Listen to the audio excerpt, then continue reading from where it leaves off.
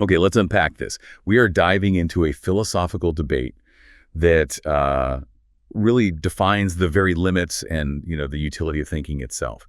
Can rigorous philosophical argument fundamentally shatter or maybe overturn the beliefs you rely on every single moment, your basic, unexamined, pre-theoretical common sense? Yeah, and it might sound like just, an academic squabble over turf, but the stakes here couldn't really be higher. This is a deep dive into the urgency of, epistemology and metaphysics, because if philosophy can override common sense, if pure logic, pure reason can unseat your most basic assumptions about the world, then suddenly the whole philosophical project, it gets infused with this tremendous kind of real-world consequence. Every argument starts to matter a whole lot more because almost everything you do presupposes some proposition of common sense, right? Right. And we are analyzing material today that directly takes on what's called the modesty camp. Really? This is like a large group of philosophers who believe the discipline should be cautious, maybe humble, and definitely shouldn't try to undermine the daily reality we all share. Precisely.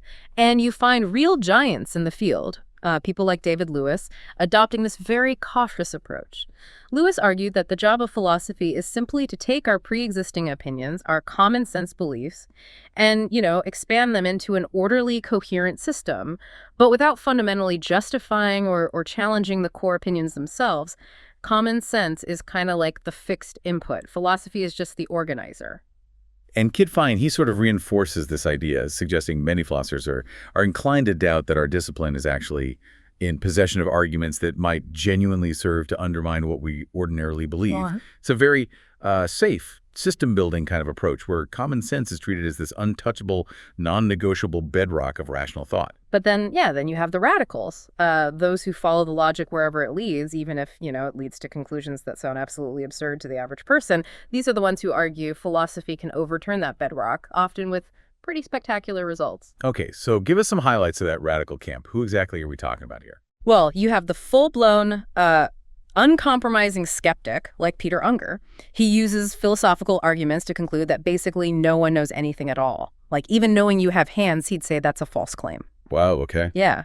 And then you have ontological nihilists, people like Peter Van Inwagen and C. Dorr, who argue that ordinary composite objects, things like tables, chairs, even, human bodies, they simply do not exist in the fundamental structure of reality. Seriously? So, this chair I'm sitting on isn't real, according to them? Fundamentally, no. Not as a single unified object. It's just, particles arranged chair-wise. These are conclusions derived from really complex logical reasoning that stand in direct contradiction to everything we experience every day. And the core thesis we're looking at today, it defends those radicals.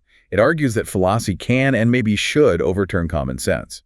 Exactly. The argument is that accepting this view moves philosophy out of the realm of just academic systematization and into a vital project, a project that determines how we should rationally engage with the world itself. Right. And to really understand the weight of challenging common sense, you got to recognize that philosophy has often viewed appealing to what everyone knows with, extreme suspicion. This isn't some new fight. Oh, definitely. It's true. The historical quotes here are absolutely withering, aren't they? Take Immanuel Kant.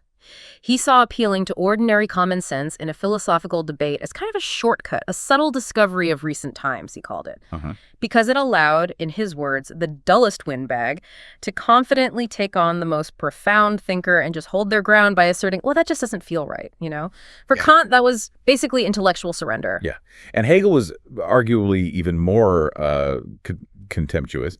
He asserted that the person who appeals to common sense, who relies on this sort of oracle within his breast to settle complex disputes, they basically trample underfoot the very roots of humanity. Wow, the roots of humanity. Why so dramatic?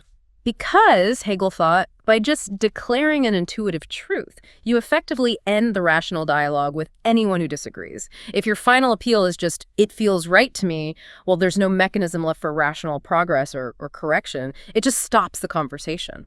Okay, so the historical disdain shows us why some philosophers want to break free of common sense constraints. But, wanting isn't enough, desire isn't proof. To actually achieve this goal, the anti-modesty camp, they need a rigorous logical structure, right? Yes. And that brings us to the positive deductive argument they put forward to show philosophy's power. Yeah, exactly. The argument is pretty simple in its structure, but really contested at its core. It basically looks like this. 1. Science can overturn common sense. Okay. 2, if science can overturn common sense, then so can philosophy. 3, therefore, philosophy can overturn common sense. Okay, premise 1 seems almost universally accepted, right? Science has proven the Earth isn't flat, we're not the center of the universe, objects that feel solid are mostly empty space. These are undeniable reversals of common sense. So the entire debate really hangs on premise 2. Why should philosophy inherit science's power here? Exactly. That's the crux. The modesty camp people like Lewis, Lycan, others, they reject premise 2 vehemently. They draw a really sharp distinction between the, let's say, ammunition available to each discipline. They claim science appeals to robust, empirical, observational evidence, and, testable data derived from the world. That's powerful ammunition against common sense. Right, hard facts. Yeah. Whereas philosophy, they argue, relies only on abstract, highly theoretical premises or philosophical intuitions, things William Lycan famously called spitballs. Spitballs. So the idea is a mere philosophical spitball can never legitimately have the same strength or claim to our belief as a core common sense proposition like I know I have hands. Precisely. But, and this is the really interesting part, here is where we introduce the counter move that kind of flips the whole power dynamic. It's the thesis that science requires philosophy. Let's call it SRP. SRP.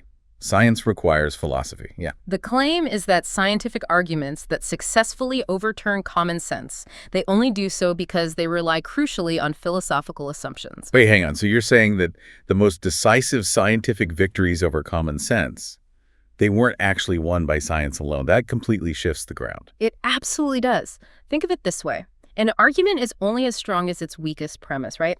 So if a successful scientific argument against a common sense belief needs a philosophical assumption to bridge the gap between the data and the conclusion, then that philosophical assumption must actually be more epistemically powerful, more trustworthy than the common sense belief it's targeting. I see. And if one philosophical assumption can be that robust, that powerful, then purely philosophical arguments made up of similarly robust premises must also be able to overturn common sense.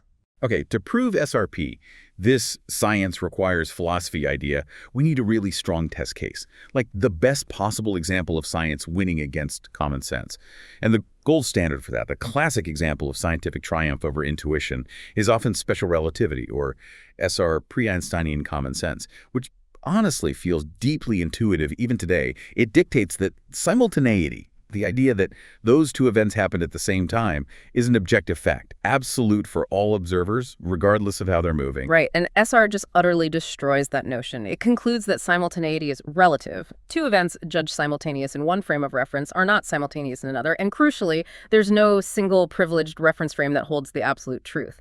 This directly conflicts with our foundational intuition of, an absolute time flowing everywhere the same. Okay, so if the scientist just pointed to a clock and said, look, the data proves time is relative, the modesty camp might just concede the point, right? Yeah. They'd say, okay, empirical evidence won that one. But we discover there's a major structural flaw in that simple story. The core insight here is the existence of something called the neo-Lorentzian view. Yes, this is absolutely crucial. Neo-Lorentzianism is a theory that is mathematically and, importantly, empirically equivalent to special relativity. Meaning? Meaning, if you ran every single experiment SR has ever passed, from measuring the speed of light to clock synchronization stuff, the neo-Lorentzian view would agree with every single observational prediction. There is literally no possible data set, not now, not ever, that could decide between SR and neo-Lorentzianism based on observation alone. Wow. Okay, so if they both predict the exact same results, how are they different? What's the catch? The difference is entirely metaphysical, actually, and it's specifically designed to save common sense. Neo-Lorentzianism posits a hidden, privileged reference frame, you could call it the ether or absolute space, whatever, that does indeed possess the objective truth about simultaneity. Our measurements only appear relative because of subtle physical changes, things like length contraction and time dilation, that supposedly occur when an observer moves relative to this hidden privileged frame. Okay, I think I get it. So the neo-Lorentzian view matches all the data, but it vindicates the common sense belief that there really is an absolute objective truth about when things happen simultaneously. Exactly right. So data alone is neutral. It can't choose between SR, the non-common sense view, and neo-Lorentzianism, the common sense vindicating view. Therefore, the scientific community's choice to overwhelmingly prefer SR must rely on something else. So what is that philosophical decider? It has to be the principle of simplicity, right? Occam's razor. Scientists prefer SR because it's simpler. It gets the job done with less machinery, so to speak. The neo-Lorentzian view requires positing this whole extra layer of metaphysical reality, the hidden, privileged reference frame that's fundamentally unobservable and seems to exist only to save the old intuition. Adds complexity. Precisely. The appeal here is directly based on Occam's razor. Do not multiply entities beyond necessity. And crucially, this is not an observation. It's a foundational epistemological principle about theory choice. It's a philosophical commitment. This proves SRP beautifully, then. The argument for SR, the accepted scientific view, relies fundamentally on the philosophical assumption that simpler hypotheses are preferable. If you didn't accept the simplicity principle as a robust, non-negotiable justification for belief, you'd actually be rationally compelled to choose the neo-Lorentzian view, just to retain your common-sense belief in absolute time. Exactly. The philosophical assumption of simplicity is demonstrably more epistemically powerful, in this case, than the common-sense proposition of absolute simultaneity. And, this generalizes pretty well. Scientific hypotheses are rarely, if ever, logically entailed by data alone. Whether it's the shape of the Earth or the fact that your solid feeling table is mostly empty space, there's usually an empirically equivalent, common-sense vindicating competitor theory lurking somewhere. To choose the radical non-common sense theory, you almost always have to rely on some non-empirical principle of theory choice. Simplicity, coherence, explanatory power, something like that. So the reliance of science on philosophy isn't the exception, it seems to be the norm. Okay, so if a philosophical assumption like simplicity is powerful enough to overturn something as basic seeming as the common sense idea of absolute time, then the modesty camp's dismissal of skepticism, just because its premises are purely philosophical, well, that seems completely unjustified now, doesn't it? That's the huge implication, yeah. Right. We can no longer just wave away philosophical arguments as mere spitballs. We now have to undertake a serious investigation into the actual epistemic weight of skeptical premises and compare them, compare their plausibility to the philosophical assumptions we readily accept when we're doing science. Before we dive into that comparison, maybe we should clarify a distinction that the modesty camp often brings up, the difference between soft and hardcore common sense. Right. That's an important point they make. They argue that science, okay, maybe it overturned the soft common sense things like the geocentric view of the universe or absolute simultaneity.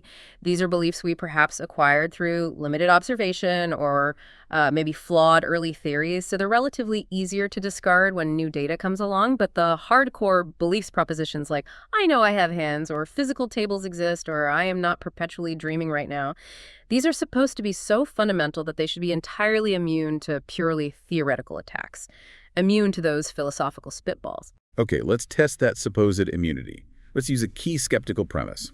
Take the classic brain in a vat hypothesis, BIV. The skeptic's favorite nightmare scenario, arguing your entire sensory experience is simulated by some advanced technology.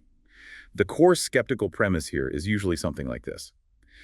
Propositions about how things appear to us, for instance, it appears as though I have a hand, are evidentially neutral between the hypothesis that things are real, I actually have a hand, and the BIV hypothesis. Yeah, the logic is pretty straightforward.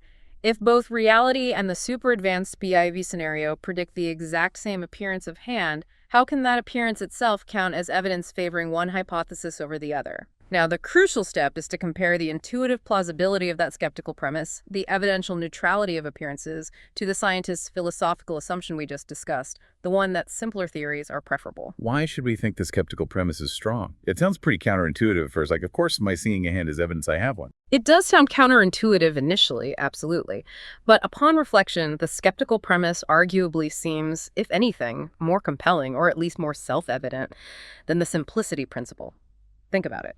Simplicity is a useful heuristic, a guide, but it's famously difficult to justify why the universe must fundamentally adhere to the simplest explanation. Why should reality be simple?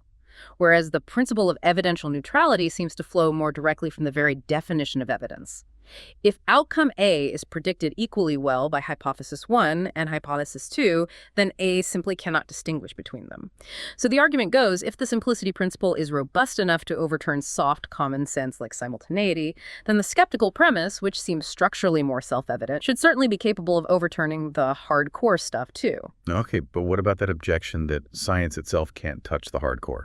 Does that hold up? Well, that objection also seems to fail, because we can actually construct successful empirical challenges against the hardcore. And guess what? They also rely crucially on philosophical assumptions. All right, let's hear one. Okay, let's walk through the fake hand scenario thought experiment.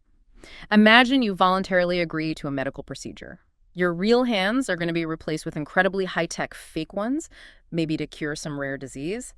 You trust the doctors. The testimony is highly reliable. When you wake up, you feel and see hands exactly as before. They look and feel completely real. Okay, so my evidence is basically twofold. One, my perception, my feeling of having a hand. And two, the highly reliable testimony from the doctors saying I don't have real hands anymore. Which one do I rationally believe? Rationally. You absolutely reject the hardcore common sense belief that you have real hands. You have to accept the testimony. But notice, this rational choice relies implicitly on a fundamental epistemological assumption that testimony from a known reliable source must be weighted higher than and therefore outweighs potentially misleading or deceptive sensory appearances in this specific context. That's a purely philosophical principle about the weight and priority of different kinds of evidence. Okay, that makes sense. What about an even more extreme case? Right, take the even more dramatic BV ticker tape scenario. Imagine you wake up one day and suddenly there's a reliable ticker tape running across your visual field. It tells you are a brain in a vat. And crucially, this tape accurately predicts every subsequent sensory experience you have. When you decide to turn your head, the tape predicts the exact visual input you'll receive. When you reach for your coffee cup, the tape confirms the simulated data stream perfectly corresponds. Whoa, okay, that would be disconcerting. Massively. And in that scenario, you absolutely should rationally believe you are a BIV and give up all your common sense beliefs about the external world being real. But again, your rational rejection of common sense relies on a deep philosophical assumption. Namely, that the BIV hypothesis, which perfectly explains the totality of your evidence, including the weirdly accurate ticker tape, is the better explanation overall. Better than the common sense preserving alternative, which might be something like, I'm just hallucinating this incredibly consistent and predictive tape due to some sudden unique brain ailment, but the world outside is still real. You have to judge which explanation is better. And what's critical here is that the epistemological assumptions used in these successful empirical challenges to the hardcore principles about evidential weighting or judging the best explanation are exactly the same kind of premises used in purely philosophical arguments for skepticism. Precisely. We've effectively granted that philosophical principles can guide us to abandon our most central beliefs when combined with certain kinds of data or testimony. Since the nature of the justifying principles seems to be the same, whether the trigger is empirical data or logical argument, we really must investigate the premises of the logical skeptic seriously. We can't just dismiss them out of hand as mere spitballs anymore. Okay, so with the potential power of philosophical premises now established through this SRP argument, we need to pivot. We need to look at tearing down the specific methodologies that philosophers have traditionally used to try and shield common sense from these very powerful philosophical critiques. The first line of defense is often called Moore's plausibility principle, named after G.E. Moore. Right, that's the basic idea that common sense propositions like I have hands are just inherently more plausible, more obviously worthy of belief than abstract philosophical claims, like a skeptic's premise. So in any conflict, common sense should automatically win. Exactly. But the main problem with this defense really lies in the ambiguity of the word plausible. If plausible just means pre-theoretically obvious or initially intuitive, then relying on it is inherently risky. Because, as we know, pre-theoretical judgments can be notoriously misleading, especially when underlying systematic structures are revealed. Can you give an example of that, where intuition misleads us? Sure. Let's use a mathematical analogy. It often helps clarify things. Consider this conflict. Proposition A, there are more positive integers, 1, 2, 3, than there are even positive integers, 2, 4, 6. That seems overwhelmingly plausible, right? Obvious, intuitive. Yeah, seems like half as many. Okay. Now consider principle B. Two sets have the same cardinality, the same number of elements, if and only if there's a one-to-one mapping, a perfect pairing between their elements. This principle is more complex, less immediately intuitive maybe. Now, following Moore's plausibility principle strictly, you'd retain the highly plausible proposition A and reject the less intuitive principle B. But mathematical reflection forces the opposite conclusion. We realize, through understanding infinite sets, that principle B is the fundamental structural truth about how many, and we are forced to reject the intuitive judgment A. We concede, counterintuitively, that the set of all positive integers and the set of even positive integers actually have the same cardinality because you can map them 1 to 1. 1 maps to 2, 2 maps to 4, n maps to 2n. So reflection reverses our initial judgment of comparative worthiness of belief. The principle overrides the initial intuition. Ah, okay. And the skeptic is basically claiming that the conflict between skepticism and common sense follows exactly the same structure. Common sense feels plausible initially, but systematic reflection on the foundational principles of knowledge, like that evidential neutrality premise, shows the principle is actually stronger, demanding we reject the initial case judgment. I know I have hands. Precisely. That's the parallel they draw. Okay, moving on from plausibility, the second methodological defense we need to look at is an argument from Thomas Kelly. It deals with the conflict between judgments about particular cases versus general principles, sometimes called particularism versus methodism. Right. And Kelly argues, I think, that we clearly reject what he calls robust methodism, always prioritizing general principles, because philosophers routinely reject a general principle based on just a single counterexample. Like the famous Gettier cases showing that justified true belief isn't sufficient for knowledge. 1 or 2 clever stories overturn a long-held principle. Therefore, Kelly concludes, when skepticism conflicts with a vast number of particular common sense judgments like, I know I have hands, I know there's a table, I know I had breakfast, we must reject the general skeptical principle. The sheer quantity of case judgments should win out over the single principle. Yeah, that's his argument. But this notion that the sheer quantity of case judgments must always override a conflicting principle seems too strong. It seems wrong, actually, because it fails to properly account for situations involving systematic conceptual confusion or widespread error. We need to see if there are cases where rejecting the principle in favor of numerous case judgments would actually lead to irrationality. Okay, like what kind of case? Well, let's use the gambler's fallacy again. Imagine a person who consistently commits this error. They generate many, many incorrect case judgments. After seeing 5 heads in a row on a fair coin, they judge the next flip is definitely more likely to be tails. Then maybe it's heads again, and they double down, now it's got to be tails. They have a whole history of these specific judgments. Right, lots of individual judgments based on a faulty intuition. Exactly. Now, this pattern conflicts directly with the highly plausible general principle of statistical independence. Independent events, like fair coin tosses, have probabilities that aren't affected by past outcomes.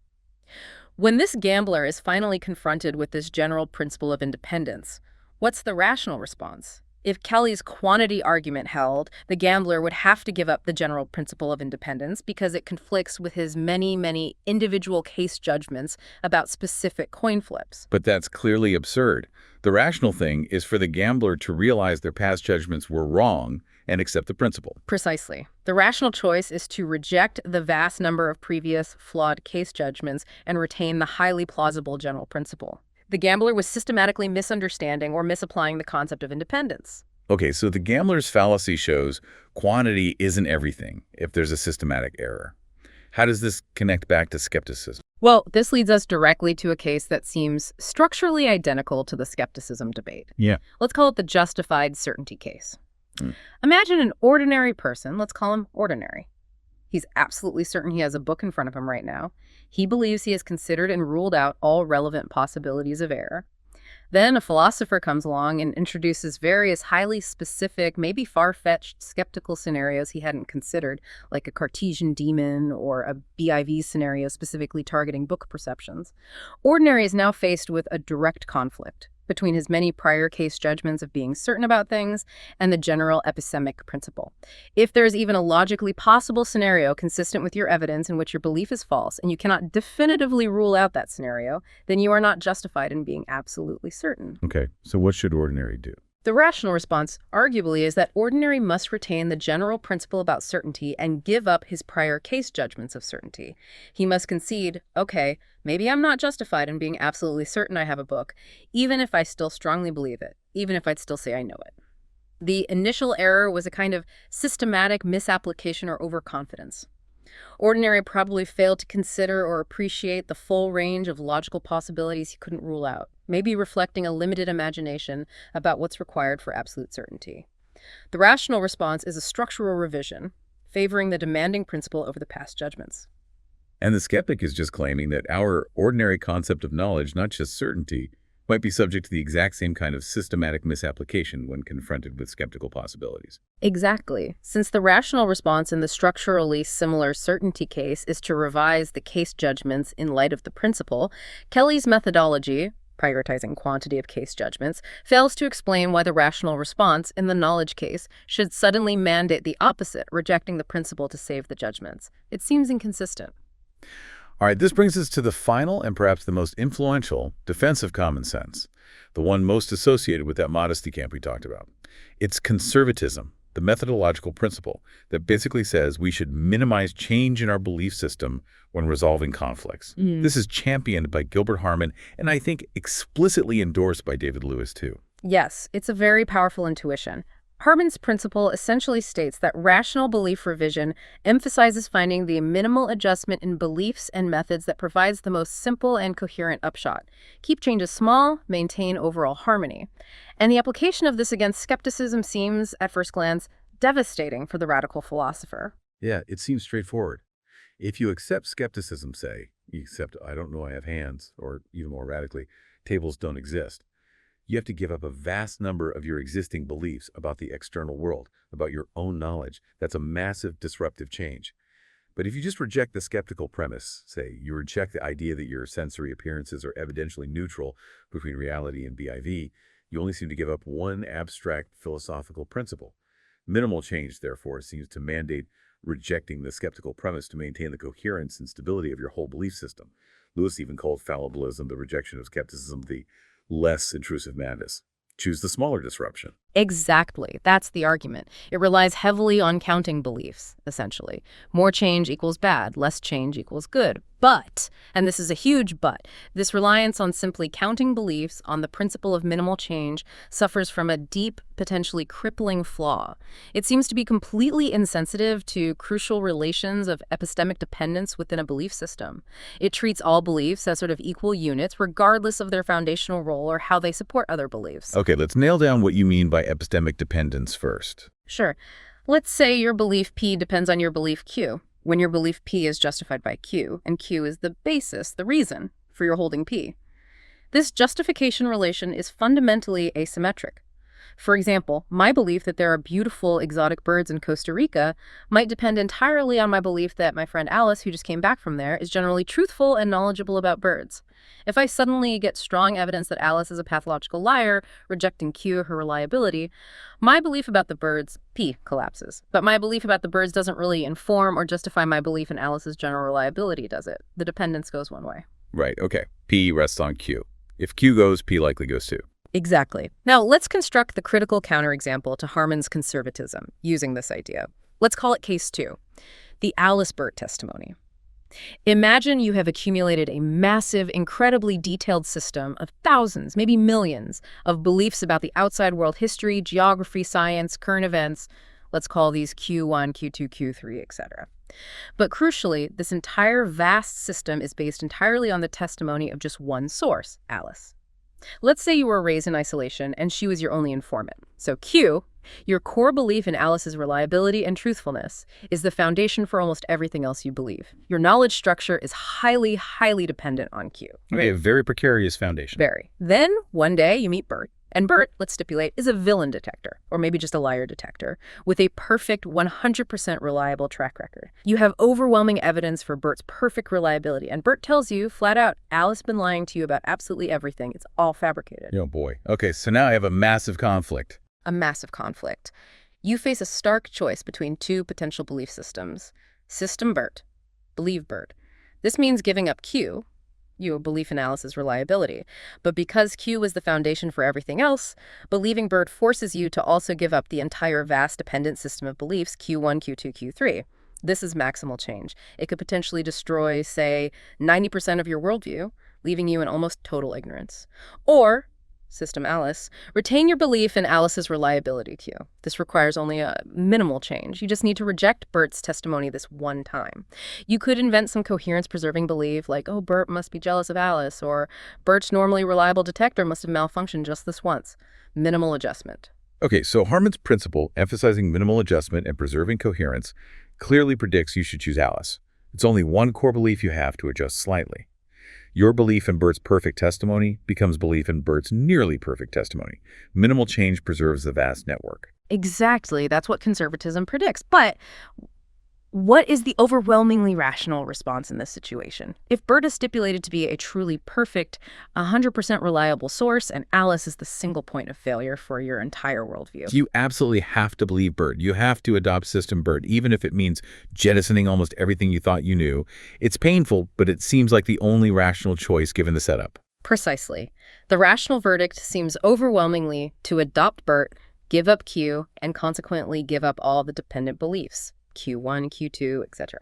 This thought experiment demonstrates the fundamental failure of conservatism based merely on minimizing change or counting beliefs. The sheer number of beliefs that happen to depend on a core foundational premise, like Q, Alice's reliability, is totally irrelevant to the justification of Q itself when Q comes into direct conflict with a more reliable source, Bert. Harman's principle fails because it wrongly allows the volume and the internal coherence of the dependent beliefs, the superstructure, to improperly influence whether the core foundational belief Q should be retained when challenged. It conflates the superstructure with the foundation. Wow. Okay. So it seems like conservatism, despite its intuitive appeal, doesn't work as a universal shield for common sense either because it ignores these crucial dependency structures. That's the argument. So if the Morean can't reliably shield common sense by appealing to inherent plausibility or the quantity of particular judgments or the principle of conservatism, well, then they seem forced to confront the philosophical arguments like skepticism directly on their own merits. The methodological shields appear to be broken upon closer inspection. #, conclusion, and final thought. So, okay, after all that, what does this all mean for you, the listener, trying to navigate a world full of complex claims and arguments? We've basically seen that the primary reason often given for dismissing radical philosophical conclusions, the idea that philosophical premises are just inherently weaker than solid empirical evidence, seems to be false. Scientific progress itself, like accepting special relativity, relies on adopting philosophical assumptions, such as a preference for simplicity, that are demonstrably powerful enough to overturn deeply held common sense propositions like absolute time. Right. So the philosophical project, it gets recognized, or should be recognized, as perfectly capable of undermining our ordinary, everyday, pre-theoretic view of the world. We can no longer just dismiss arguments like skepticism or ontological nihilism simply on the grounds that they're merely philosophical or too disruptive. Since we seem to grant that complex theory choice in science requires powerful, non-empirical philosophical input, consistency seems to demand we take these foundational challenges from philosophy just as seriously. Yeah, this seems to infuse the whole project of philosophical inquiry with a kind of critical importance, maybe even urgency. It means we actually have to undertake a careful, detailed, rigorous investigation into the premises of these challenging arguments. We have to weigh them. If the structures that were supposed to protect our daily beliefs, the methodologies of Moore, Kelly, Harman, Lewis, if they fail upon reflection, as argued here, then nothing less than our most basic and central beliefs about reality and knowledge are truly at stake. And think back to those empirical challenges to the hard core of common sense we discussed, like the fake hand or the BIV ticker tape scenario.